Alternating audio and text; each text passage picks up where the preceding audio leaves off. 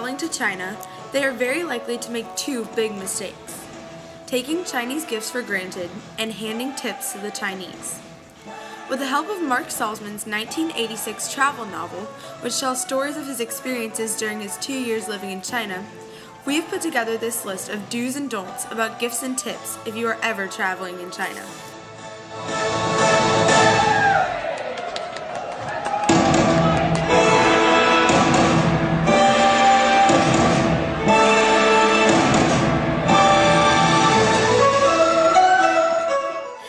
Have you ever stepped outside to find a giant fish on your doorstep? This is what happens to Mark Salzman one morning after he has spent an exciting day living on a boat with a fishing family. As a gift for his new friends, Salzman decides to draw a sketch for them. He does not think that the Ding family will take the gift very seriously, but to his surprise, Old Ding and his family say that they cannot accept a work of art and feel obligated to give him something in return. Old Ding tells Salzman that he can have anything in the world in exchange for his beautiful work of art. Knowing that the Ding family will not be happy until they give him a present in return, Salzman decides to ask them to sing a folk song for him. This way, they would not be embarrassed that they could not give him anything, but would not have to give him an expensive gift in exchange for one little sketch. When it is time for Salzman to go home, Old Ding is so grateful that Salzman went home with him to visit his family that he insists on giving him a rowboat as a gift. Salzman refuses, so the next morning he finds a different kind of present, a fish, flopping on his doorstep.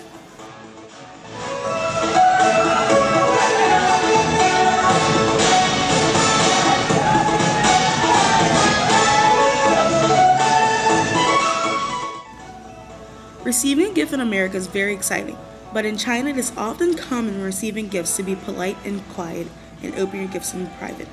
However, when Mark Salzman goes to Mr. Gong's house to teach his son how to draw, the boy refuses to open his gifts, so Salzman had to do it himself. It is also common to give gifts to your guests. Zhang introduced Salzman to a walnut-like object called Bing Lang, which was filled with high cinnamon extract.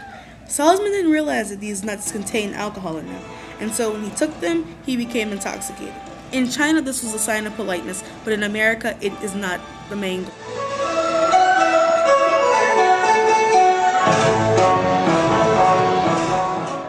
One day in China, Mark Salzman goes looking for a painting to buy in an art gallery. An old artist in the art gallery was amazed a foreigner wasn't interested in the American section, which consists of woman after woman with tiny hips and big breasts gathering berries or drawing water. The man, Master Lu, asks Salzman what he thinks about a battle mural on the wall of the basement of the gallery. Salzman says there are too many jeeps and that he doesn't like it. Master Lu tells him that he painted the mural, and he agrees with Salzman. There are too many jeeps. Lu thanks Salzman for telling his opinion and says that he will make a simple mural just for Salzman. Salzman goes to Lu's house 2 weeks later to find a beautiful landscape mural. Master Lu sits back in his chair, squints his eyes at the mural.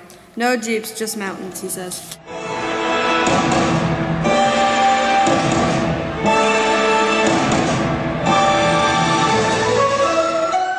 The relationship between teachers and students in China is a kind one, and many gifts are exchanged throughout the teachings.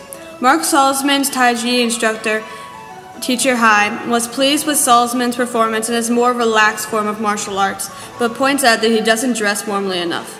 One lesson, he calls to his wife, and she appears, bringing with her a black turtleneck sweater made of wool that she knitted herself. The teacher's surname, Hai, translated into English as Black. The wife says that with this sweater, Salzman will always remember Teacher Black.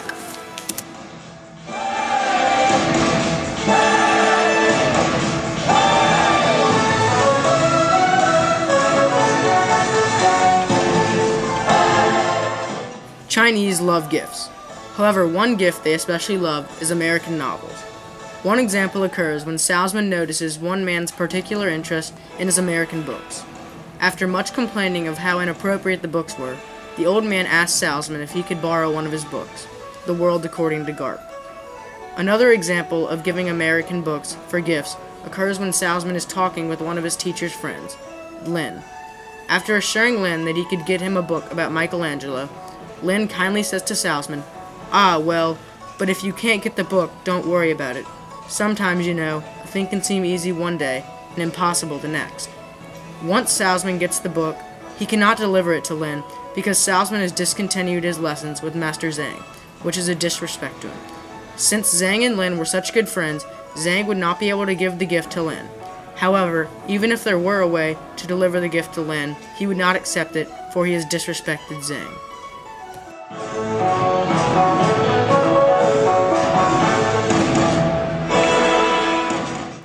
Mark Salzman is interested in learning Wushu from Pan. In return, he teaches Pan English. Towards the end of the Salzman's time in China, Pan realizes that they don't have much time left, so Pan asks for one last favor, to learn script. After their last lesson, Pan gives Salzman a departing gift, one of his swords. He gives him this because he has been generous to teach him English.